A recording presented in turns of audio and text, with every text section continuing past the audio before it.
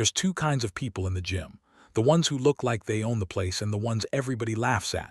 You've seen it, someone struggling under the bar, cheeks red, while the regulars in the corner smirk like it's free entertainment. It's brutal, and let's be honest, we've all felt that sting at least once. But here's the question. Could you ever imagine Jason Statham being that guy? Not the indestructible action star we know today, but the awkward kid in the corner, fumbling with weights while everyone else chuckled. Hard to picture, right? Yet that's exactly how it started. And what he did next turned every laugh into stunned silence and gave the world its first glimpse of the legend he'd become. If you've got a few minutes, let me tell you that story. Long before Hollywood, before the cameras and the fight scenes, Jason Statham was just a wiry kid from Shirebrook, a small town in England. His dad sold cheap jewelry on the streets. His mom worked hard as a dancer. There wasn't much glamour, no silver spoon, no head start. If Jason wanted something, he had to fight for it. And that's exactly what he did. He fought to stand out in school. He fought to make money as a teenager, hustling on the streets to sell perfume and knockoff jewelry. And he fought to find his place in sports, first in football, then in diving. That's right. Before the action movies, before the ripped muscles, Jason Statham was a diver.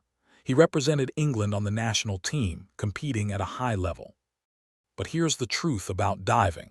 It didn't make him famous, it didn't make him rich, and it didn't give him the body or the respect that came later. What it gave him was discipline, endless hours of training, repetition until your body stops arguing with you. The kind of grit most people don't see because they're too busy watching the final performance. Still, discipline only takes you so far. Outside the pool, Jason wasn't the legend yet.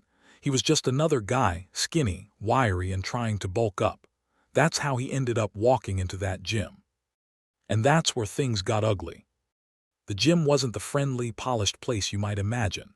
No smoothie bar, no air-conditioned music pumping in the background. It was iron and sweat, rusted dumbbells, chalk dust in the air, and regulars who looked like they'd been lifting since the day they were born. These were guys with arms like tree trunks, guys who bench pressed small cars for fun, guys who believed the gym belonged to them. So when Jason walked in, head shaved but body unproven, they smelled it instantly. He wasn't one of them. Not yet. The first few sets were fine. Nobody pays attention when you're just warming up. But then Jason loaded the bar. Not heavy, at least not for them, but heavy for him. He gripped it, lowered himself under, and pressed. His arms shook. His chest trembled. He barely got it up. And when he racked the bar, his face flushed red, not from exertion but from embarrassment. The laughter started small, a chuckle in the corner, then another, then whispers. This guy's struggling with baby weight. Jason ignored it when again. His arms failed halfway through. This time the laughter was louder. "Stick to swimming, mate," one of them said. "This isn't your pool." That cut deep, because they were right, at least in that moment. Jason wasn't built like them. He didn't have the broad chest, the carved arms. He wasn't the kind of guy you looked at and thought, that's a fighter. He was the guy you looked at and thought, easy target. Now here's the thing about laughter. Most people take it as a sign to stop, to walk out, head down, and never come back. That's the point of it. It's designed to chase you away. But Jason wasn't wired that way. This wasn't the first time people laughed at him. They laughed when he sold cheap perfume on the streets, calling him a hustler. They laughed when he stuck with diving instead of football, saying it wasn't a real sport. They laughed when he tried to break into modeling, saying he'd never make it with that shaved head and rough face. Jason was used to the laughter. He knew how to carry it. But what they didn't know was that he also knew how to turn it into fuel. So he came back. Day after day, he returned to that same gym. He trained while they smirked. He pushed while they whispered. Every laugh became another rep. Every insult another set. At first, nothing changed. He still struggled, still failed, still turned red under the weight. But here, that's where Jason was different. He didn't care about looking good in the moment. He cared about winning in the long run. And slowly he started to. His form improved. His reps lasted longer. The bar that used to crush him now moved steady. His arms didn't shake like before. The wiry kid was growing into something else. But the moment that silenced the room came weeks later. Jason loaded a bar heavier than anything he'd tried before. He slid under, gripped it, and pressed. The same guys were watching, smirking, waiting for the fail. The bar dipped, his arms strained, and for a second they were sure he'd crumble. But he didn't. He locked in. His face went red, his muscles screamed, but he pushed. One rep, then another, until finally, with a roar that came from somewhere deeper than muscle, he racked it. Silence. No smirks, no whispers, no laughter. Just a room full of regulars staring at the kid they thought was a joke. And that was the first time Jason Statham flipped a room. Not with a movie role, not with a choreographed fight scene, but in a gritty gym under real weight, proving that the kid they laughed at wasn't going anywhere. Because that's the truth about Jason. He wasn't born indestructible. He built it, rep by rep, laugh by laugh, until the laughter stopped. That day in the gym wasn't a Hollywood climax. No music swelled, no cameras rolled, no instant fame followed him out the door. But what happened in that silence, that moment when the laughter finally died, lodged itself deep inside Jason Statham. It wasn't about the weight. It wasn't even about the gym.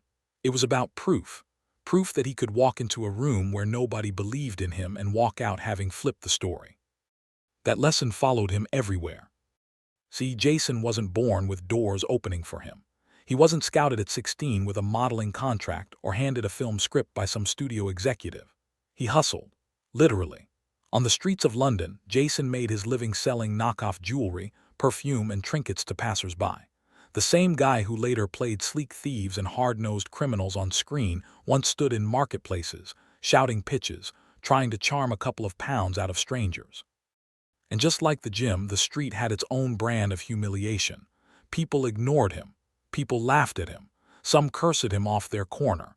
But Jason carried himself the same way he did under the barbell, steady, unshaken, unwilling to quit. Diving gave him discipline. The gym gave him grit. The street gave him toughness. And together, those things started to shape him into something harder than muscle, into the kind of man who could take a punch, literally or metaphorically, and keep going. But here's the part nobody saw coming. That same shaved head and wiry build people once laughed at, it became his signature. What other guys thought of as not model material caught the eye of a French clothing brand called French Connection. Suddenly, Jason was standing in front of cameras instead of mirrors, wearing designer clothes instead of sweaty tracksuits. Still, modeling wasn't the dream. He wasn't meant to just look the part. He was meant to be the part, and it didn't take long for fate to test him again. Enter Guy Ritchie. At the time, Ritchie was casting for his breakout film Lock, Stock, and Two Smoking Barrels. He wasn't looking for polished actors. He wanted raw. He wanted real. He wanted someone who looked like they could survive the street because they had. And through a mutual connection, Jason landed an audition.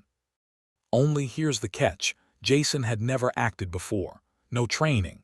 No theater school. No stage credits.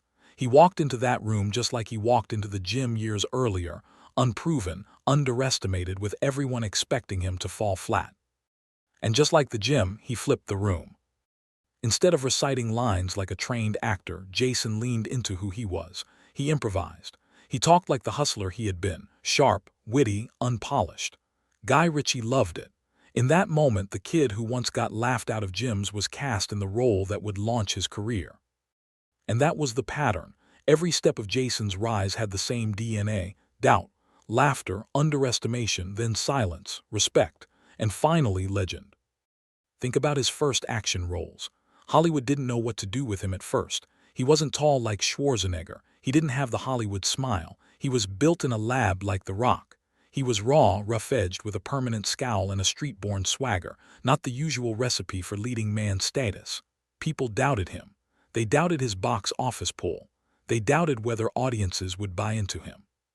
And just like the gym, he proved them wrong. The Transporter, Crank, The Expendables, Fast and Furious. Each one of those films was another barbell, another test, another smirking crowd waiting to laugh.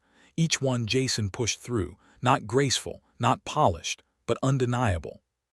And that's the thing that makes Jason Statham resonate with fans. He doesn't look like he was born indestructible. He looks like a guy who built it. The kind of man who knows exactly what it feels like to be underestimated, to walk into a room and feel the smirks, to fumble, to hear the laughter, and then to grind until silence is the only sound left. That's why that gym moment matters. It wasn't about the weight he lifted. It was about the weight he carried into everything after. Because here's the truth. Without that day, maybe Jason Statham never learns how to face a room full of doubters. Maybe he walks out, embarrassed, and never comes back. Maybe he never builds the muscle, never gets noticed, never lands in Guy Ritchie's audition room.